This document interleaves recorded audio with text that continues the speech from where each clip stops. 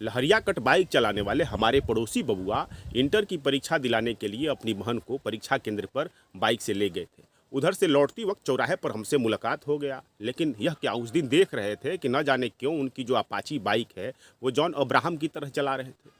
तभी देखा कि उनके पीछे भी एक सज्जन बाइक पर आ रहे थे और उनके पीछे उनकी भैया की साली बैठी थी।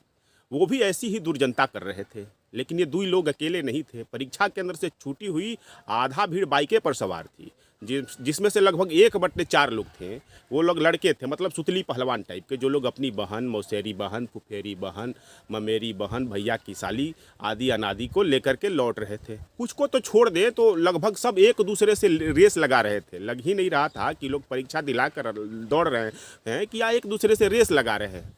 और हमारी मोटरसाइकिल तो पूछिए मत, 30-40 की स्पीड से ही आगे बढ़ रही थी। उस दिन हमको पहली बार ऐसा लगा कि बाइक चलाने में हम बड़े डरपोक किस्म के आदमी हैं। इतनी कम रफ्तार में चला रहे हैं, वो भी हेमलेट पहनकर। जो आ रहा है हमको पीछे छोड़कर आगे भाग रहा है।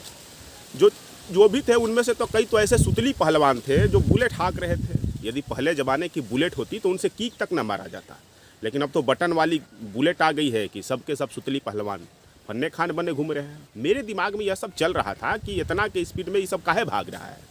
घर आए तो बहने उन्हीं सुतली पहलवान में से एक मिल गए। कारण उनसे पूछा तो उन्होंने जो बताया तो मेरा माथा हिल गया। उन्होंने कहा कि देखिए जी, तेज़ ना चलाते तो इज्जत चली जाती। मैंने पूछा इज्जत कैसे चली जाती, तो बोले कि पीछे बहन बैठी थी और उसके सामने कोई हमें रेस में पीछे छोड़ देता तो सोचती कि हमारा भाई कमज़ोर है, नालायक है, मौगा है। मैंने कहा अच्छा। इतने में एक और हजरत आ गए जनाब, अपनी भैया की साली को लेकर, वो भी 80 की स्पीड से पल्सर लेकर भागे थे। पूछा तो बोले कि देखिए, थोड़ा बहुत साली को इम्प्रेस करने के लिए हीरोगिरी तो करना ही पड़ता है। देखिए बात 5 साल की हो गई है। हाल के दिनों में साली वाले हजरत एक दिन मोटरसाइकिल चेकिंग में पुलिस द्वारा पकड़े गए और उस संयोग से उस दिन मोहतरमा भी पीछे ही बैठी थी। पुलिस ने पाया कि हजरत के पास ड्राइविंग लाइसेंस नहीं है। फिर मिन्नतें करने लगे। पॉकेट में बहुत ज़्यादा पैसा भी नहीं था, क्योंकि उनको घर से ज़्यादा पैसा वैसा मिलता नहीं है ना। तो साली के सामने उनकी इज्जत खराब होने की स्थिति आ गई। लेकिन पुलिस से वो मिन्नतें करते, लेकिन वो मानी नहीं। सामने कही कि मुर्गा बन, तो अब तोरा के छोड़म। तुरंत ही उनको मुर्गा बन जाना पड़ा, क्योंकि और कोई उपाय नहीं था। साली के सामने ही उन्हें मुर्गा बनना पड़ा। फिर अजय देवगन से शक्ति कपूर की तरह वो हो गए। उनकी हीरोगिरी अब किसी काम की नहीं रही। अब पता चला कि सलिया का भी कहीं ब्याह हो गया। वहीं दूसरे वाले बहन के बाहुबली भाई को एक दिन सड़क किनारे लहरिया कट मारने के आरोप में पुलिस ने पकड़ लिया। पुलिस करती तो क्या करती, उन्हें छोड़ कैसे देती। बहुत सारे लोग देख रहे थे अगल बगल में, आई रोज लहरिया कट मारने वाले थे। पुलिस ने उनके चुत्तर पर 4 बेत मारा और बगल में जो खड़े लोग थे उनका वीडियो बना लिया। वीडियो वायरल हो गया और वीडियो जो है ना उनके घर पर भी पहुंच गया। वीडियो वायरल होने के बाद में वीडियो उनके घर भी पहुंचा, उनके पहुंचने से पहले ही घर पर पहुंच गया। तब घर में भी वो लतियाए गए।